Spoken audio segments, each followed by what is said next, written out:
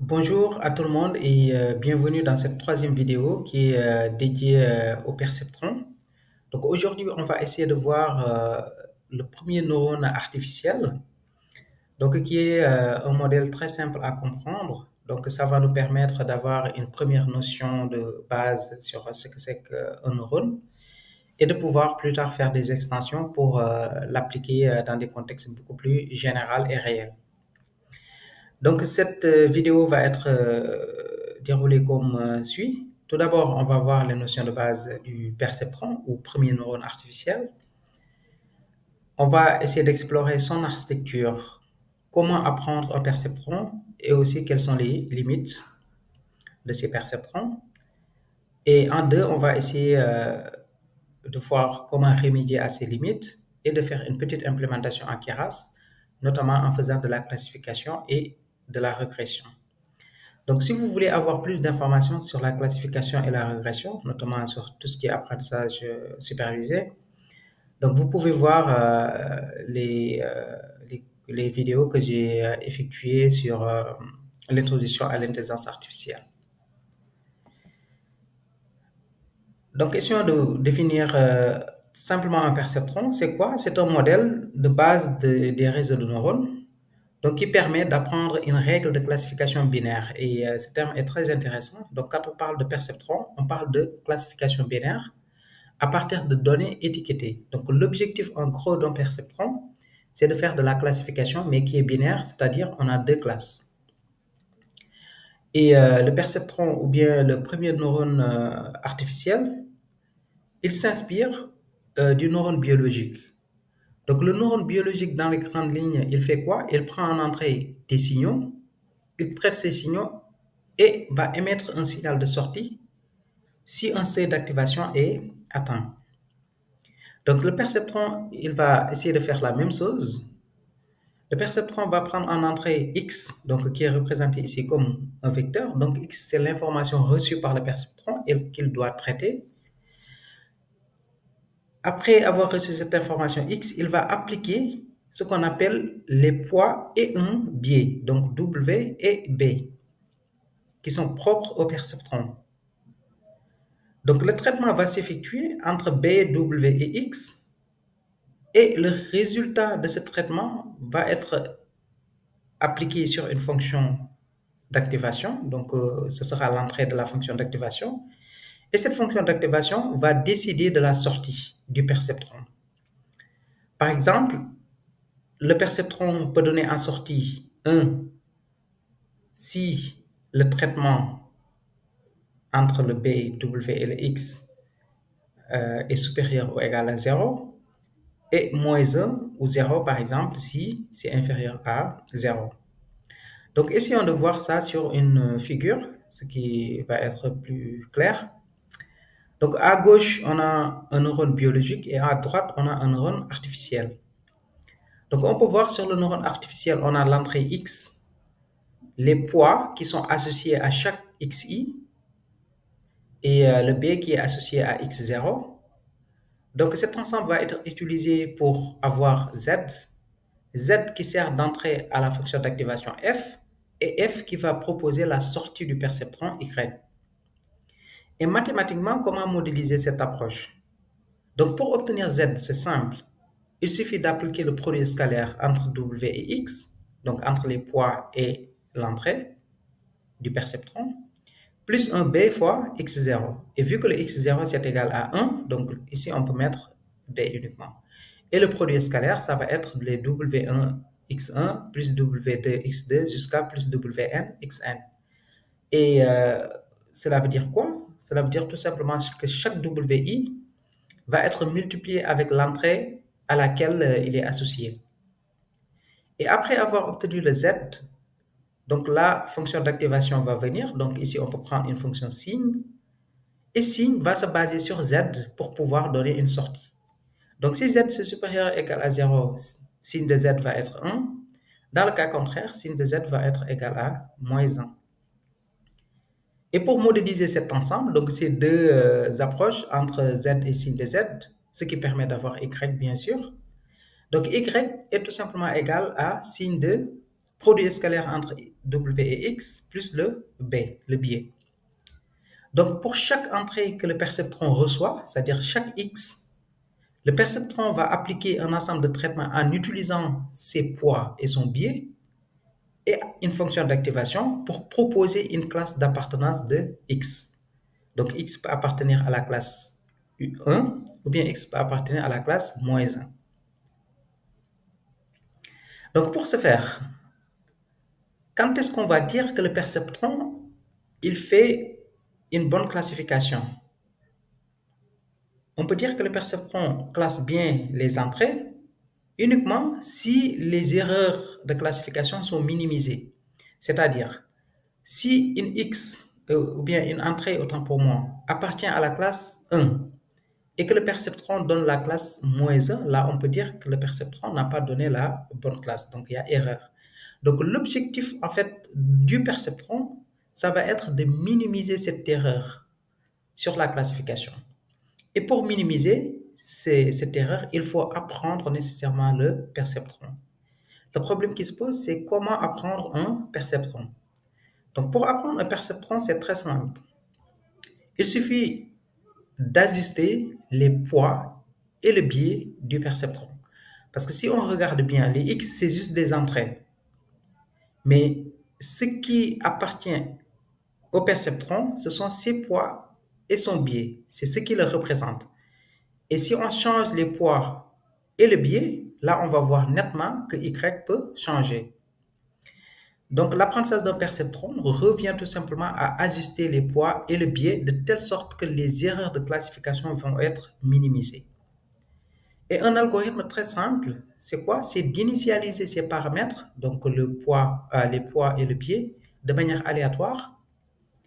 Et après, vu qu'on parle de données, donc on doit avoir des données XI et YI, c'est-à-dire pour chaque entrée, on doit connaître sa classe a priori, c'est-à-dire si l'entrée appartient à la classe 1 ou bien l'entrée appartient à la classe moins 1.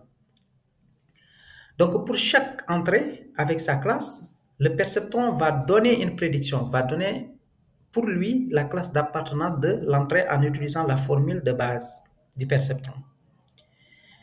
Donc la prédiction va être stockée dans la variable yi chapeau, donc yi chapeau qui correspond tout simplement à la classe donnée par le perceptron, donc la classe prédite. On compare la classe prédite et la vraie classe. S'il y a une différence, c'est que le perceptron a mal classé l'élément donné en entrée, donc le xi. Donc là, on va mettre les poids et le biais. En faisant quoi? En faisant W reçoit W, c'est-à-dire les poids à l'instant T, plus un taux d'apprentissage qu'on va multiplier par le YI et le XI. Donc l'entrée, XI et sa classe. Et on fait la même chose pour le B. B reçoit B plus le taux d'apprentissage multiplié par YI. Avec le taux d'apprentissage ici qui est tout simplement un hyperparamètre. Donc ce qui permet de converger, si on se rappelle bien, de la vidéo sur l'optimisation. Donc ce qui nous permet de converger vers un minimum local ou global. Oui, parce qu'ici on parle d'erreur. Donc après avoir compris l'architecture d'un perceptron, son fonctionnement et comment apprendre ses poids et son biais, donc essayons de voir une intuition géométrique d'un perceptron.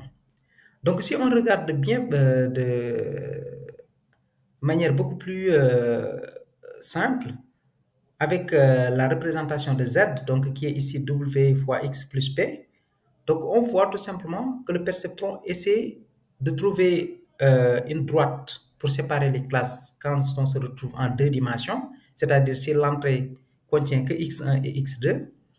Et quand on se retrouve dans le perceptron essaie d'utiliser tout simplement un plan pour séparer les classes quand on se retrouve en trois dimensions, c'est-à-dire l'entrée est représentée par X1, X2 et X3. Et pour voir ça de manière beaucoup plus claire, essayons de dérouler l'exemple avec le NOT N, le OR et le XOR. Mais on va le faire en deux dimensions. Donc ici, on a X1, X2. Donc on est dans deux dimensions. Donc l'axe des abscisses et des ordonnées. Donc, pour représenter le note n, si x1 égale 0, x2 égale 0, donc n, ça donne 0, et le note n, ça va être note 0, ça va être 1. Donc, on continue pour avoir les classes. On fait la même chose pour le OR et pour le XOR. Mais si on regarde en haut la figure du note n, là, on peut voir qu'on a deux classes, donc la classe 1 et la classe 0. Donc, sur la classe 1, on a les points qui sont rouges. Et sur la classe 0, on a les points qui sont bleus. Donc, on n'en a qu'un. Un seul point qui appartient à la classe 0. Donc là, on peut voir très facilement qu'on a la possibilité d'utiliser une droite pour séparer les points rouges et les points bleus.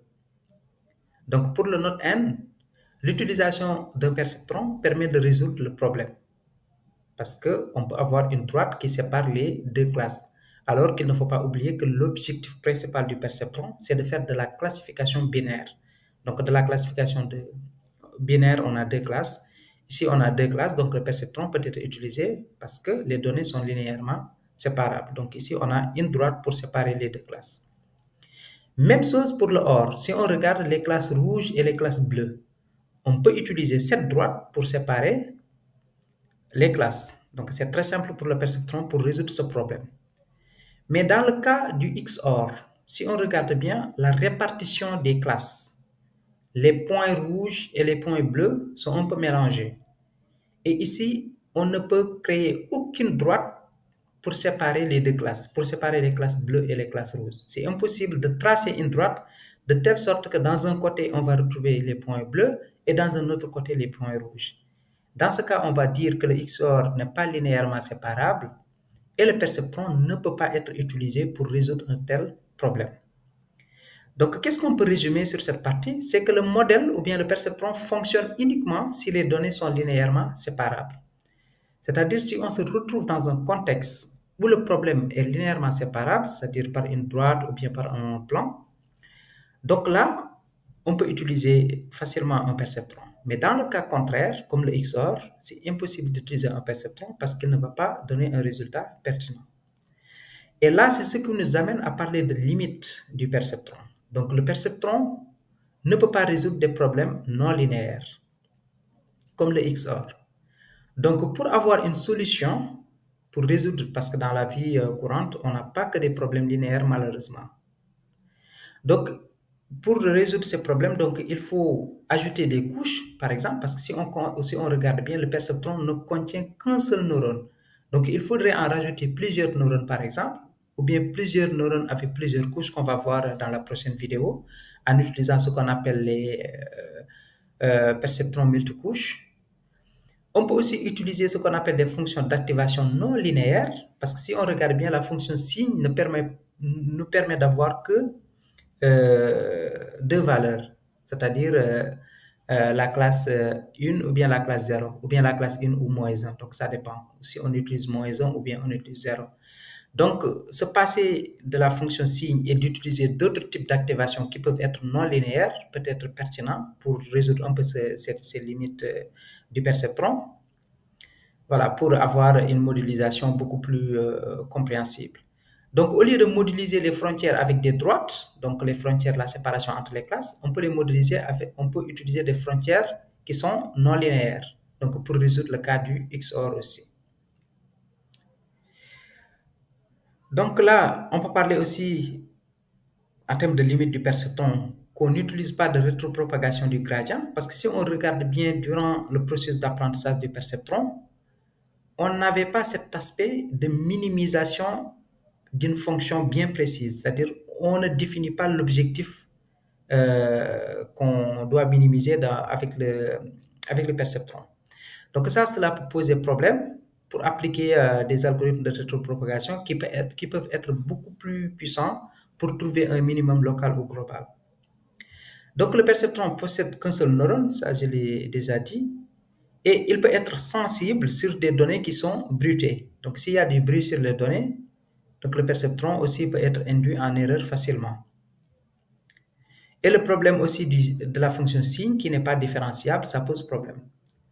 Donc, pour avoir encore des solutions, comme j'ai parlé des MLP, tout ça, on peut introduire la rétropropagation voilà, avec la descente de gradient pour trouver un minimum, que ce soit ou bien local ou global, ça dépend de comment on initialise.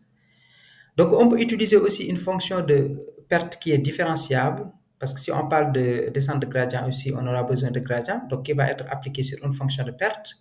Par exemple, tout ce qui est binary cross entropy pour le cas de la classification. Donc, on peut utiliser des réseaux de neurones multicouches ou bien des CNN qu'on va voir dans les prochaines vidéos pour améliorer. Donc, l'aspect aussi, c'est d'utiliser des méthodes de régularisation ou bien avec des algorithmes modernes de descente de gradient. Donc, en gros, il y a plusieurs méthodes qu'on peut utiliser pour améliorer ces résultats du perceptron. Donc, dans un premier temps, on va essayer de voir avec l'implémentation sur Keras. Donc, pour apprendre un perceptron, adapter autant pour moi un perceptron aux tâches réelles, donc on peut modifier ce qu'on appelle la fonction d'activation. Au lieu d'utiliser la fonction signe, on va utiliser une autre fonction d'activation et on va introduire une fonction de perte, donc un objectif, ce qu'on va minimiser en fait pour apprendre les poids et le biais. Donc, on ne va pas se limiter uniquement à vérifier si le perceptron s'est trompé ou pas pour mettre à jour les poids et le biais. Non, on va définir explicitement une fonction de perte, donc ce qu'on appelle une loss. Et notre objectif sera tout simplement de minimiser cette loss. Et en minimisant cette loss, implicitement, on va avoir les bons paramètres du W, donc des poids, et du B, donc le biais. Donc, le type de sortie ici, on va se baser plus sur la classification et la régression. Donc, je vais introduire deux exemples avec Keras. Donc, pour les fonctions d'activation, on peut avoir ce qu'on appelle sigmoïde, donc qui peut introduire aussi de la non-linéarité. Donc, au sigmoïde, voici la formule, donc qui peut être qui donne des valeurs qui sont comprises entre 0 et 1, donc et peuvent interpréter comme des probabilités. On peut avoir la tangente hyperbolique, donc avec des valeurs comprises entre moins 1 et 1. Donc, c'est centré, la tangente hyperbolique, ce qui permet le plus souvent, quand on utilise comme fonction d'activation, d'accélérer le processus d'apprentissage. Il y a ce qu'on appelle aussi le relu, donc qui introduit aussi de la non-linéarité et permet un apprentissage rapide, parce que contrairement aux fonctions sigmoïdes, tangente hyperbolique, relu est beaucoup plus simple, donc moins coûteux, parce qu'il compare, voilà, c'est max entre 0 et z. Et il y a la fonction softmax aussi qui est plus appliquée dans tout ce qui est la classification multiclasse, c'est-à-dire si on a plus de deux classes dans un contexte de classification. Alors que sigmoïde, c'est plus adapté si on n'a que deux classes, donc une classification binaire. Donc là, essayons de voir pour le cas de la classification, comment on peut appliquer ce perceptron amélioré, donc en introduisant des aspects de fonction d'activation. Donc, une classification, c'est tout simplement prédire une étiquette discrète à partir des entrées. Donc, on a les entrées, les XI. L'objectif, c'est de prédire leur classe. Et ici, par exemple, dans le cas de la classification binaire, on a 0 et 1, donc on a deux classes. Et dans le cas de la classification multiclasse, donc on peut avoir 0 jusqu'à K-1 classe, donc K classe ici. Donc, on peut parler aussi de fonctions de perte. Donc, dans le cas de la classification, les fonctions de perte qu'on peut utiliser, ça peut être binary cross entropy. Si notre objectif, c'est de faire de la classification binaire, c'est-à-dire on n'a que deux classes. Et une autre fonction de perte, ça peut être categorical cross entropy, donc si on a plusieurs classes. Et ici, les Y correspondent tout simplement aux vrais labels ou bien aux vraies étiquettes. Et les Y chapeaux, c'est les étiquettes qui sont prédites par le perceptron, amélioré bien sûr. Et pour valider le perceptron, pour savoir est-ce qu'il donne de très bons résultats, donc on peut appliquer ce qu'on appelle une matrice de confusion. Donc supposons qu'on est en classification binaire, donc on n'a que deux classes, une classe positive par exemple et une classe négative. Donc là, sur notre matrice de confusion, on peut définir voilà, des true positives, false négatives, false positives et true négatives. Et on peut calculer une mesure qui s'appelle l'accuracy. Donc l'accuracy qui nous permet tout simplement de savoir le taux de bon classement du perceptron. On peut avoir aussi ce qu'on appelle la précision, donc qui va nous permettre tout simplement de savoir la capacité de notre perceptron à détecter la capacité à détecter les positifs en quelque sorte. Donc, Recall qui va nous permettre en gros de savoir la capacité du perceptron à détecter les positifs parmi les positifs. Et il y a le F1 score qui est un compromis entre les deux, donc entre la précision et le recall. Donc avec Keras, là on va créer notre premier modèle, notre premier perceptron qui est amélioré avec l'utilisation d'une fonction d'activation sigmoïde, donc pour faire de la classification binaire, et une fonction de perte qui va être ici binary cross entropie. Donc pour travailler avec Keras, on aura besoin de quoi? On aura besoin d'importer deux blocs, donc que ce soit séquentiel ou modèle. Donc pour cet exemple, je vais montrer séquentiel, mais on a aussi la possibilité de créer un modèle avec modèle. Et on aura besoin aussi de dense, donc d'une couche pour définir notre perceptron, donc qui est une couche dense ici qui nous permet de faire du flux connected, c'est-à-dire pour chaque entrée, il y a un poids qui lui est associé. Et pour faire l'extension, donc si on va dans les MLP sur la prochaine vidéo, pour l'aspect fully connected, c'est-à-dire chaque couche va être connectée avec les autres couches. Donc on ne va pas avoir une seule couche, mais on va en avoir plusieurs. Donc on aura besoin de binary cross entropie pour notre fonction de perte. On aura besoin d'un algorithme de descente de gradient, donc ici qui est ADAM, donc qui est une version améliorée du stochastique gradient de descente ou bien SGD, descente de gradient stochastique, que j'avais montré sur le cours d'optimisation. On va prendre aussi Make Classification pour simuler un jeu de données, juste pour faire le test. Trend Test Split pour diviser notre jeu de données en deux parties. Une partie qui va nous permettre d'apprendre notre modèle et une partie qui va nous permettre de faire le test ou bien la validation. Et Standard Scaler pour normaliser notre jeu de données afin de permettre le perceptron d'être plus à l'aise parce que le plus souvent, si les données ne sont pas normalisées, il y a des variables, par exemple, qui peuvent l'emporter sur d'autres. Donc, c'est bien de normaliser et de les mettre sur la même échelle. Donc, pour importer ou bien pour créer notre jeu de données qui va être simulé, donc on va dire X, c'est les informations, donc comme on avait défini les XI, et pour chaque XI, il y aura un Y, c'est-à-dire sa classe d'appartenance. Donc là, on va créer 1000 entrées, et pour chaque entrée, voilà, il y a sa classe. Et on va prendre deux variables, donc on est en deux dimensions. Donc on peut exécuter ce code. Et là, on peut appliquer la normalisation avec Standard Scaler de scikit-learn. Donc on peut normaliser notre jeu de données. Donc qui va tout simplement faire la moyenne divisée par l'écart type, tout simplement, avec le Standard Scaler. Donc ici, on a notre X, maintenant c'est bon. On peut splitter notre X en deux parties, donc une partie de train et une partie de test en utilisant train test split. Donc pour cette partie de scikit-learn, vous pouvez regarder aussi le cours de Python que j'ai fait tout simplement sur scikit-learn. Donc on va l'exécuter et après on va faire une petite visualisation donc pour voir comment nos données sont structurées parce que là on parle de classification. On a deux classes, donc il faudrait voir comment les classes sont réparties. Donc on peut importer par exemple matplotlib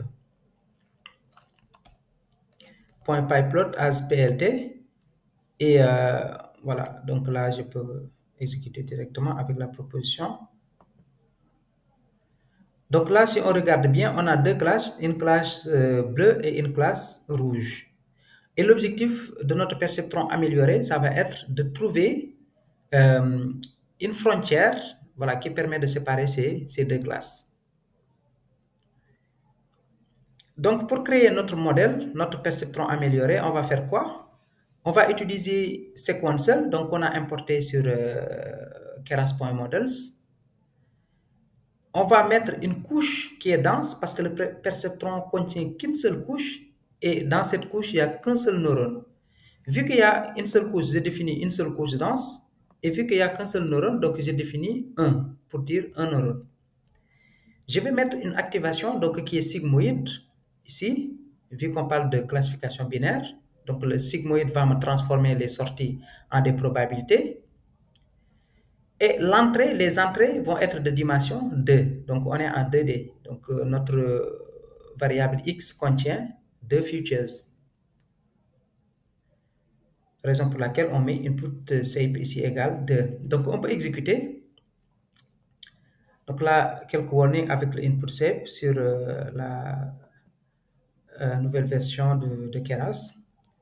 Donc, on peut exécuter le compile. Donc, compile qui nous permet tout simplement de définir quel optimiseur on va utiliser pour la convergence, parce qu'il ne faut pas oublier avec le cours d'optimisation, j'avais dit que l'objectif, ça va être de minimiser une fonction. Et cette minimisation, pour la faire, il faut utiliser des méthodes qui sont adaptées.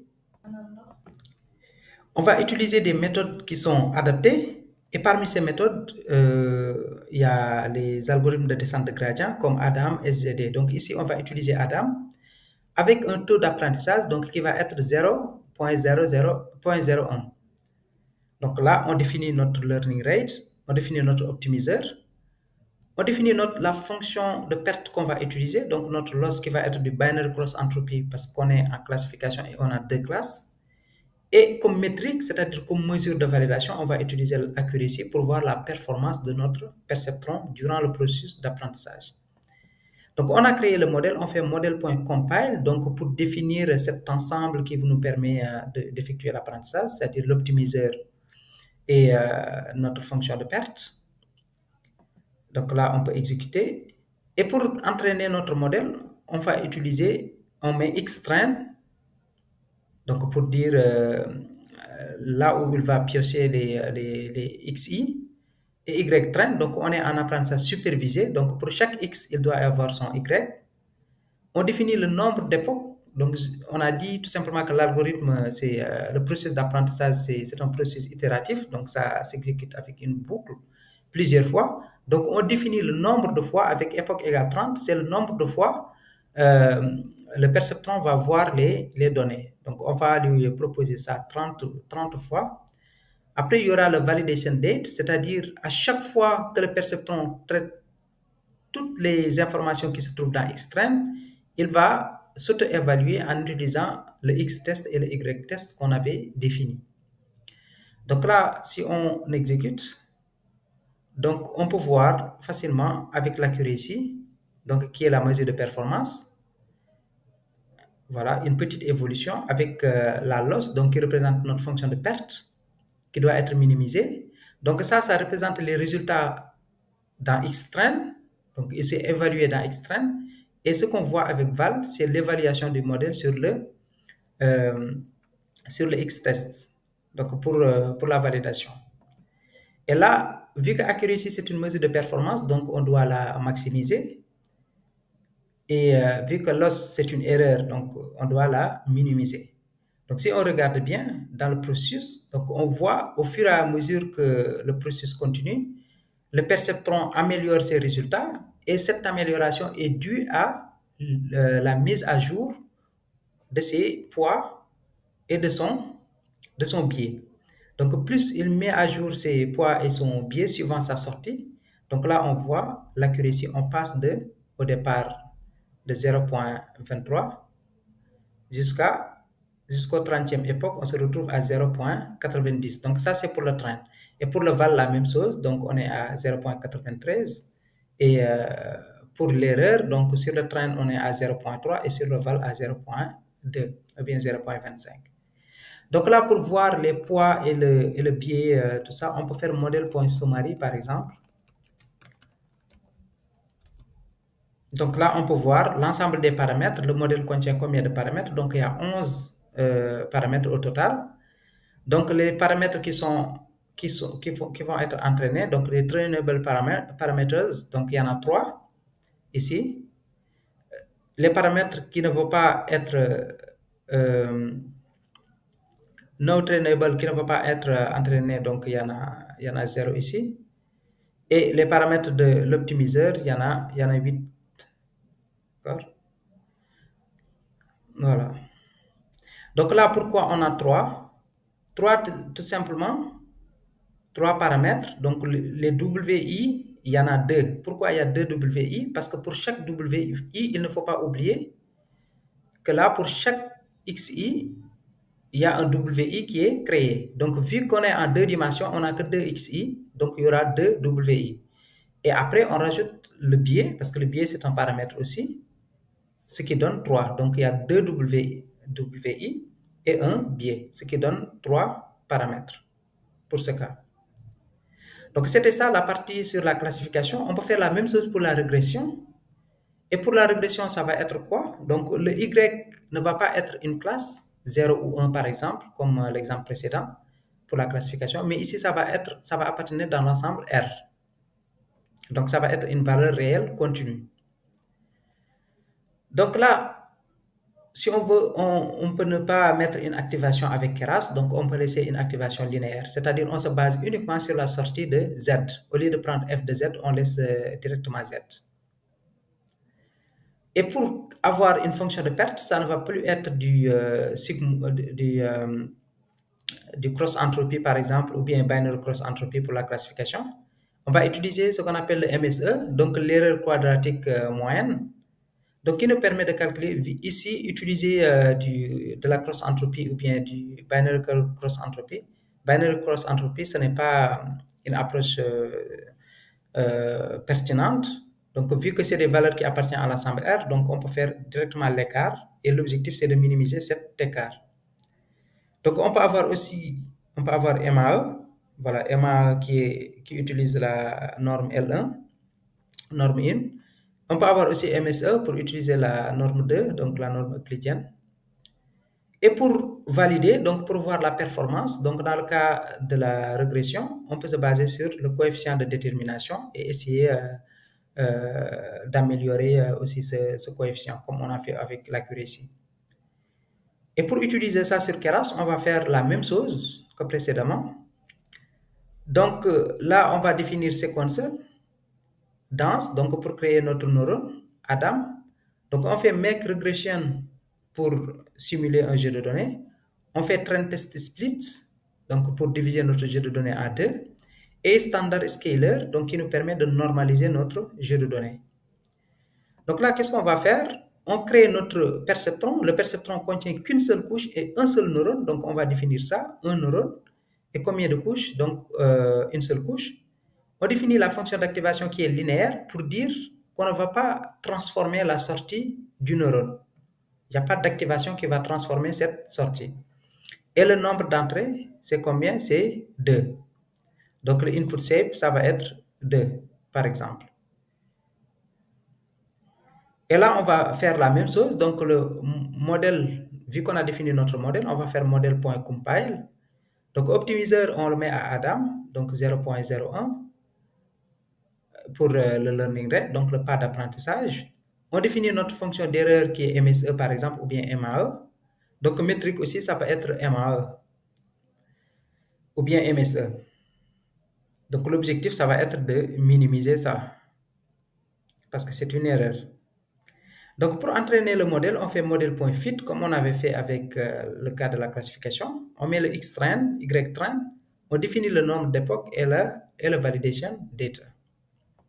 Donc ici, je peux revenir sur ça. Donc j'ai mis 2 pour le cas où votre jeu de données d'apprentissage contient que 2 variables. Donc dans le cas où on a 3 variables, donc il faut changer pour mettre 3, 4 variables, il faut mettre 4, etc. Donc c'était tout pour ne pas avoir une vidéo très longue sur cette partie. Une petite introduction pour comprendre l'architecture de base des perceptrons. Donc un perceptron se base tout simplement sur un neurone biologique pour faire de la classification binaire. Le perceptron présente des limitations, donc notamment avec la possibilité de ne pas séparer des données non linéairement séparables.